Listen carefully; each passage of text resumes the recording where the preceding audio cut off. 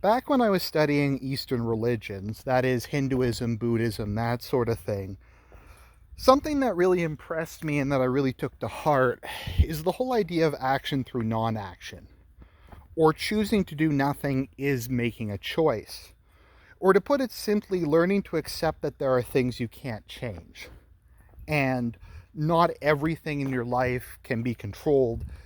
And the sooner you realize that, probably the happier and better off that you'll be. Now, while there certainly can be very negative consequences if you take the opinion that there's nothing you can do, you can't change your life at all, you shouldn't apply yourself, you shouldn't work hard, the inverse is also true. We live in a society where we tell our children, you can be anything you want to be. If you apply yourself, you can be president, you can be a billionaire, you can be another gender, you can be something else that's biologically impossible. We just tell them, look, anything you want, you can have. And if you don't have it, it's either your fault because you're lazy and you're not applying yourself, or it's your fault because of racism. And regardless of what you want to blame it as, I think the narrative that we tend to give people is the only reason you don't have something is not due to it being unlikely or impossible or just the way the world is, but that there's something fundamentally wrong with you or the people around you that's making it so that's not the case. And I think that scenario kind of almost makes it impossible for people to be content with their position. Because it means what they're judging themselves against isn't the average or against people around them or what they might personally desire. It's against this anything ceiling. Like your success in life is judged how close you are to being president, or how close you are to being Scorsese, or how close you are to being Bill Gates. And the idea is like that's an attainable thing. And if you haven't achieved that, then you're a failure. It's not to say, oh, I have like 2 kids, I have a great wife, I make 100 grand a year, I'm doing pretty good for myself. It's to say, well, that's not $1 billion a year income. You're obviously just lazy and not applying yourself. And I think the media makes this worse because if you've ever watched like anything in Hollywood, the way they portray the lifestyle of the average person, they always have like way bigger houses and way bigger apartments. They travel more, they seem to work fewer hours. Just the lifestyle that like the average middle or lower middle or working class person has in any kind of media tends to be a lot nicer than what the reality is. And even if it does look bad, they make it look bad in a cool way or some kind of glamorous way. So even if a person is living in kind of crappy conditions like that, it still makes them feel exceedingly inferior. And this kind of combined with the subtext that all lack of you not having something is either you or the people around you is a recipe to make people depressed or feel like losers or to just be ill content with what they have. So if that's the case, then what's kind of the alternative? What am I kind of getting at here? Well, there's a quote that I like that I came up with, and it's all things subject to reality. At the end of the day, all of us have to kind of face the reality of the situation that most factors in our life are beyond our control. It's not in your control who you're born as, where you're born as, who you're born to, the environment you're born into. Just looking at it from basic biology, you might be born with an IQ of like 130 and you might be able to pursue that high-end engineering job. You might be able to invent, I don't know, design a new program or something.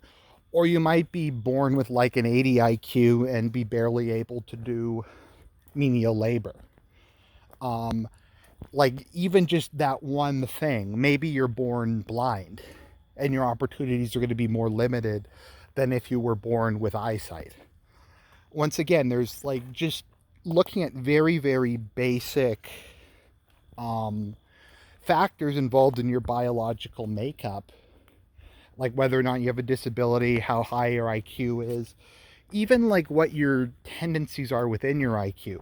Because you have smart people who are bad at certain things and low IQ people who might be good at something very specific. So the raw material you're working with, even at a personal level, a lot of that is kind of predetermined. Now, that being said, there's a lot you can do to overcome weaknesses or to boost your strengths. But I think in a lot of cases, someone who has immense natural talent from something may always be ahead of someone who puts in hard work. I mean, it's not always the case, but I mean, if someone's born tone deaf, they may not ever be able to be as good a musician as someone who just naturally has that. Some people just can't do mathematics, like advanced mathematics. Or if they can do it, the amount of work that it takes is not like efficient. They would be better trying to develop the things they're personally more suited to than try to develop whatever as an act of will or something like that. Beyond that, there's also the environment you're born into. What are your parents like? Are your parents supportive? Do they make sure you go to a good school? Do they make sure you're fed? Do they make sure you're well socialized? Or are they degenerate gangbangers or drug addicts who are going to raise you in a dysfunctional and bad household?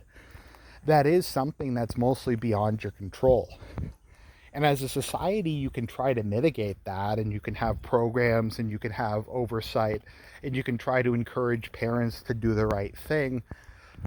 But it's just not something that's not going to be certain. Then there's the area you grow up in, your extended family, the people who influence you. All these things are just kind of uncontrollable, and they all kind of contribute to make you the way you are. And once again, that's not to say you shouldn't try to choose to be around like people who are good for you, who will contribute to your development and you becoming a responsible and productive member of society. But in a lot of cases, it's just based off of who you meet. You can move the changes around a bit, but a lot of the time that's just life.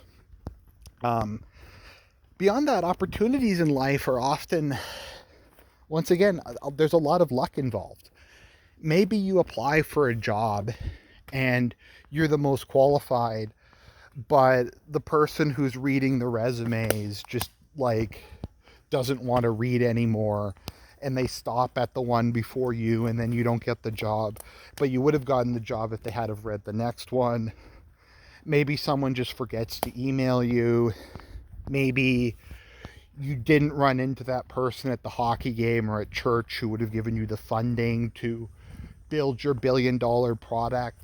Like in life, there's just a lot of maybes, chances, things that might or might not happen that you don't really have any control over. Well, you can certainly try to be the right person and try to be in the right place at the right time. A lot of the time, these things are only really obvious in retrospect. And for every instance where something is obvious in retrospect, there's like 20 things that were similar to that wouldn't have worked. Like when it came to Bitcoin, for instance, I'll admit I thought it was a complete joke. I thought it was never going to go anywhere. And looking back on it, you kind of have to kick yourself. You're like, I could have bought like 1,000 Bitcoin for $1 back when it first launched, and I'd be a millionaire today. And I would have made all that money, and it's just stupidity on my part. And you kick yourself for not taking advantage of that. But then when you think about it, think of just all the random technologies, all the random tech stuff that just shows up that never goes anywhere, that no one ever talks about again. You probably can't even remember it because so much of it is under the bush, under the bridge. And were you going to take every opportunity you possibly could in hopes that one of them will pay off? That's kind of like playing the lottery, if you kind of get my meaning. Hopefully I'm kind of making sense here. My point is, maybe you decided to bet on Bitcoin and it turned out, or maybe you didn't and it didn't turn out.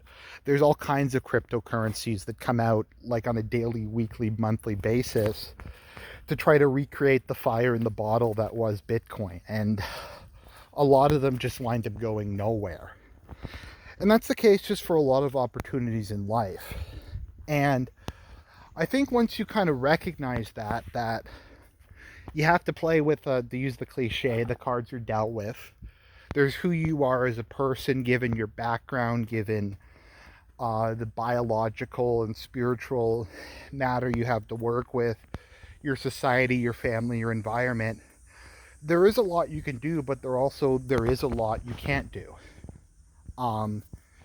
The way this, you may just have been born in a situation where no matter what you did personally, you never could have become a billionaire.